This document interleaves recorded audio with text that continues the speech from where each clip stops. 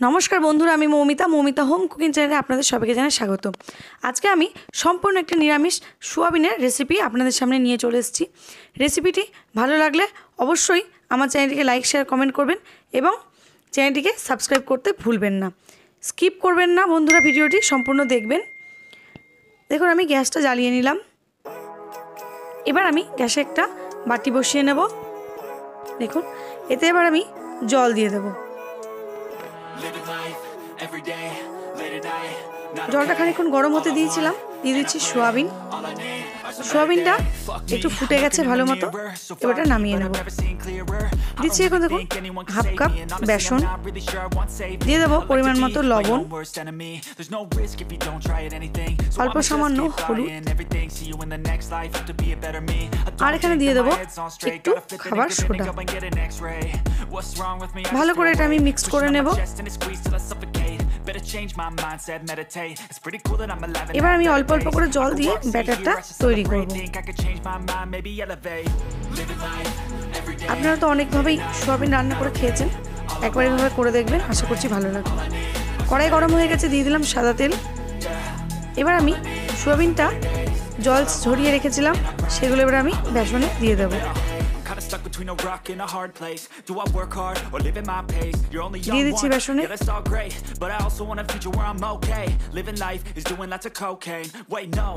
এইভাবে ভালো করে মিক্সড করে নেব বেসনের সঙ্গে।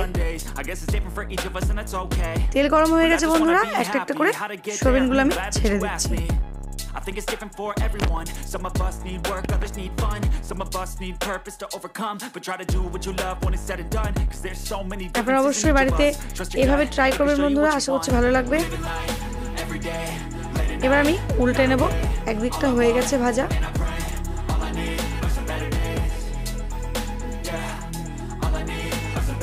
উল্টে নিলাম। ভাজা পুরোপুরি হয়ে গেছে, এবার একটা আমি প্লেটে তুলে নেব। এভাবেই সমস্ত সোয়াবিনগুলো বেসনে ডুবিয়ে আমি ভেজে নেব। দেখুন কত সুন্দর লাগছে দেখতে, খেতেও কিন্তু অসাধারণ লাগবে। আবারও দিয়ে দিয়েছি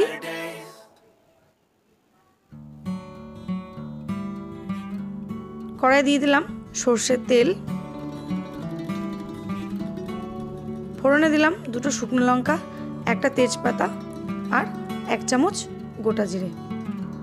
ফোড়নটা একটু নাড়াচাড়া করে নেব। এরপর আমি এতে দিয়ে দেব আলু। আলুগুলো ছোট ছোট করে কেটে রেখেছিলাম, আলুগুলো দিয়ে দিলাম তেলে। আলুগুলো এবার তেলে ভালো করে নাড়াচাড়া করে নেব। আলুগুলোকে আমি বেশ ভালো ফ্রাই করে ভাজবো। একটা মিক্সিং জার নিয়ে নিলাম, তাতে দিয়ে দিচ্ছি আদা অল্প, দিয়ে দিলাম 5টা কাঁচা লঙ্কা, দিচ্ছি ছোট একটা টমেটো, আর দিয়ে দেবো এতে 1 চামচ গোটা জিরে। এবার আমি একটু জল দিয়ে ভালো করে এটা ব্লেন্ড করে নেব। আলুগুলো দেখুন বন্ধুরা ভালো মতো ভাজা হয়ে গেছে লাল লাল। এবার আমি দিয়ে দিলাম পরিমাণ মতো লবণ, দিয়ে দিচ্ছি সামান্য হলুদ, দিয়ে দেবো এখানে আমি 1 চামচ কাশ্মীরি রেড চিলি পাউডার। এটা কালারের জন্য ব্যবহার করছি, এতে একদম ঝাল নেই। ভালো করে সমস্ত মশলাটা মিশিয়ে নিলাম। এবার আমি মিক্সিং জারে যে মশলাটা ব্লেন্ড করে রেখেছিলাম সেটা আমি দিয়ে দিলাম। ভালো করে নাড়াচাড়া করে নিচ্ছি। লো টু মিডিয়াম ফ্লেমে এটাকে আস্তে আস্তে কষিয়ে নিতে হবে। দেখুন আমার কষানো অনেকটা হয়ে গেছে, মশলা একদম শুকিয়ে এসছে। এবার আমি এতে দিয়ে দেবো টমেটো কেচাপ সস। এখানে 1 চামচ সস নিয়েছি, সেটা আমি দিয়ে দিলাম। ভালো করে নাড়াচাড়া করে নেব।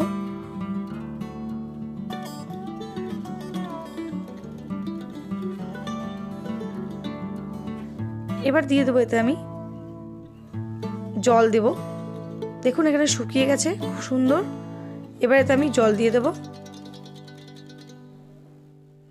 জলটা কিন্তু আমি খুব বেশি পরিমাণ দেব না, অল্পই দেব, আলুটা সেদ্ধ হওয়ার জন্য।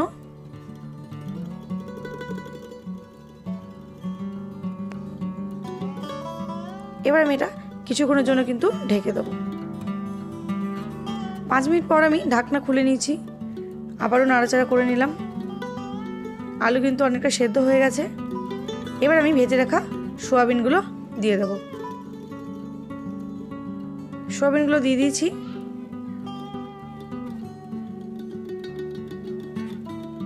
কিছুক্ষণের জন্য আবারও ঢাকা দিয়ে দেব। ঢাকা খুলে নিয়েছি। দেখুন এটা কিন্তু প্রায় আমার কমপ্লিট।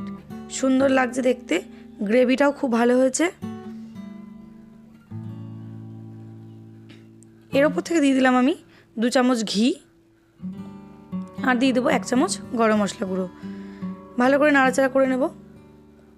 আপনারা কিন্তু এই নিরামিষ রেসিপিটি অবশ্যই বাড়িতে বানিয়ে খাবেন, ভালো লাগবে। দেখুন আমি একটা প্লেটে নামিয়ে নিয়েছি, দেখতে কিন্তু অসাধারণ। এটা রুটি বা গরম ভাতের সঙ্গে পরিবেশন করুন, খুবই ভালো লাগবে এই নিরামিষ রেসিপিটি।